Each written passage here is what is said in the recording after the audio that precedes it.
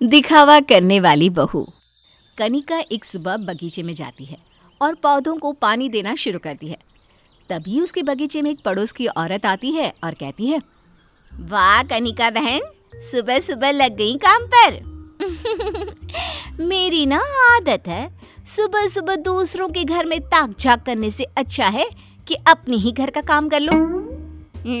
हाँ जी हाँ, कुछ औरतें होती हैं ऐसी, मगर मैं तो भाई सुबह सुबह उठकर अपने घर का सारा काम करती हूँ। इन औरतों के बारे में छोड़ो ना, क्या बात करें। कनिका उस औरत से बात करती और बार बार अपने कान के झुमकों पर अपनी अंगुलियां फहरा करती। तभी वो औरत कहती है, वैसे कनिका बहन, तुम्हारे झुमके तो कमाल के हैं। ये तो मेरे पति ने मुझे दिलाए हैं। पता है कितने महंगे हैं? पूरे 40,000 के। हाँ, फिर तो सोने के होंगे। तो तुम्हें क्या लगता है, कनिका नकली झुमके पहनेगी क्या? अच्छा जी, हमारी ऐसी किस्मत कहाँ कि हमारे पतिदेव हमें सोने के झुमके दिलाए।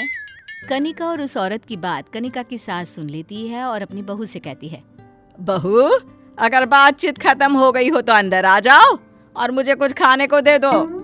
अभी आई माँ जी। सास खाने के टेबल पर नाश्ते का वेट कर रही थी। तभी कनिका अंदर आती है और सास को नाश्ता देती है। क्यों, कोई कमी तो नहीं रह गई ना? क्या मतलब? अरे पूछ रही हूँ, कोई कमी तो नहीं रह गई ना बाहर दिखावा करने में? माँ जी, साफ साफ बोलिए। तुझे कितनी बार समझाया है, ज्यादा दिखावा मत किया कर लोगों के सामने, लेकिन तुझे समझ में ही नहीं आता। तू तो यही सोचती है कि मेरी सास को तो बोलने की आदत है, बोलने दो। माँ जी, वैसे आपको बोलने की आदत तो है ही, और मैंने दिखावा क्या किया? बस उसे बताया कि मेरे पति ने मुझे झुमके दिलवाया है। हाँ, दिलवाए तो मेरे बेटे ने ही है, मगर ये झुमके सोने के हैं? अरे ऐसा झूठ बोलना, इसी को तो दिखावा कहते हैं। उफ़ो माँ जी, आटे में नमक जैसा झूठ चलता है, और इतना तो हर कोई करता है। अरे मुझे अच्छे से पता है तेरी हरकतें, लोगों के सामने दिखावा करने में तू एक्सपर्ट है। याद रखियो, तेरी ये हरकत एक दिन हम सबको किसी बड़ी मुसीबत में डाल देगी। कनिका मुंह बनाकर वहां से चली जाती है। ऐसे ही समय बीतता जाता है और एक दिन कनिका अपनी सास से कहती है, माँ जी, वो शाम को मुझे प्रिया के घर जाना है। अरे भाई, क्यों जाना है वहाँ? अरे माँ जी, बहुत समय बाद हम लोग किटी पार्टी कर रहे हैं, इसलिए। हाँ, ठीक है। अब कनिका तैयार होने लगती है और अपने बड़े से झुमके निकालती है और उसको पहनकर प्रिया के घर जाती है, जहाँ उसकी बाकी दो दोस्त मेनका और रूपल भी आई होती हैं। चारों एक साथ बैठकर खाना पीना कर रही होती है। वाह कनिका, तेरे झुमके तो बहुत बड़े हैं और इसका डिजाइन भी बहुत ज्यादा अच्छा है। कहाँ से लिए? असली है या आर्टिफिशियल? अरे तुझे तो पता ही है कि मैं जो भी लेती हूँ वो ओरिजिनल ही लेती हूँ। रही बात झुमके की, तो सबको पता ही है कि मुझे झुमकों का कितना शौक है, और इनके मामले में मैं कभी भी कंजूसी नहीं कर सकती। पूरे गोल्ड के, पूरे 30,000 के हैं ये झुमके। अगर मैं अपने पति को बोल दूं ना कि मुझे ये चाहिए, तो वो बिना सवाल जवाब किए हर चीज मेरे सामने लाकर रख देते हैं। कनिका, जब सारी ख्वाहिशें पूरी होती ही है, तो कब तक सिर्फ ये गोल्ड के ही झुमके पहनेगी? रुक, मैं तुझे दिखाती हूँ। रूपल पास में रखा मैगजीन उठाती है और उसमें से एक डायमंड का झुमका कनिका को दिखाते हुए कहती है, ये देख, ये डायमंड झुमके तेरे पर बहुत अच्छे लगेंगे। अपने पति को बोल, इस बार तुझे ये वाले डायमंड के झुमके दिला दे। मेरे पति तो खुद मेरे लिए डायमंड के झुमके लेकर आए थे, क्योंकि उनको तो गोल्ड से ज्यादा डायमंड ही पसंद है ना, इसलिए। अरे बस डायमंड, हाँ, इसमें कौन सी बड़ी बात है? देख लेना, अब अपने पति से बोलने की देरी है। एक काम करना, अभी फोन करके बोल दे।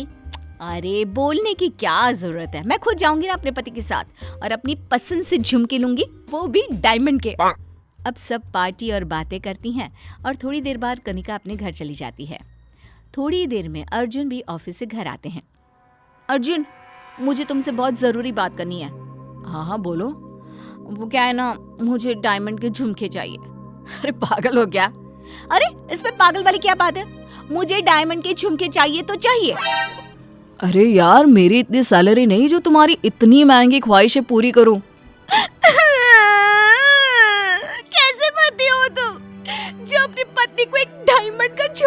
नहीं दिला सकते। शादी से पहले कहते थे चांद तारे तोड़ कर ला दूंगा, और यहाँ एक डायमंड का झुमका दिलाने में हालत खराब हो रही है इनकी।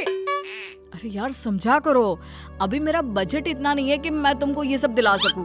हाँ ठीक है, रहने तो तुम्हारे बस की कुछ है ही नहीं।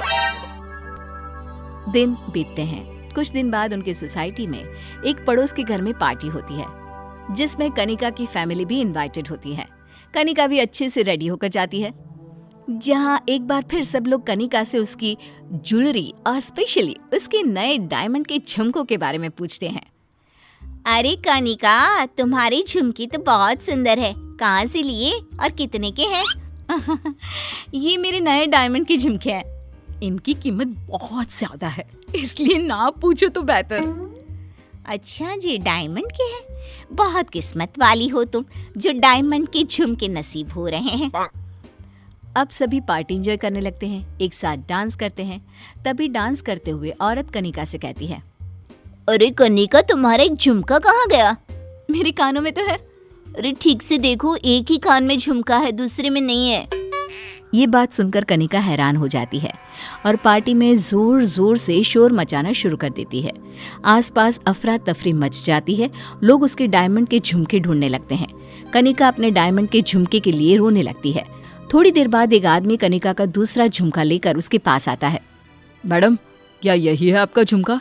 हाँ, यही है मेरा झुमका। हाय, मेरा डायमंड का झुमका, शुक्र है भगवान का कि मिल गया। माफ करना मैडम, पर ये तो आर्टिफिशियल झुमका है।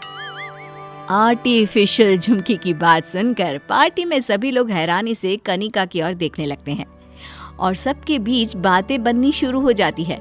सब उस पर हंसने लगते हैं। तभी एक औरत कनिका के पास आती है।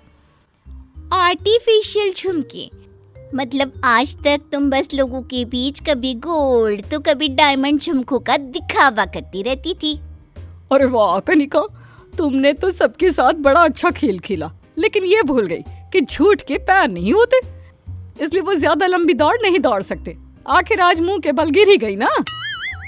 इतना सब सुनकर कनिका की सास और उसका पति शर्म के मारे कनिका को लेकर वहां से अपने घर आ जाते हैं। अब कनिका को बहुत शर्म आती है और उसे अपनी सास की दिखावा नहीं करने की बातें याद आती है और वो पछतावा करती है।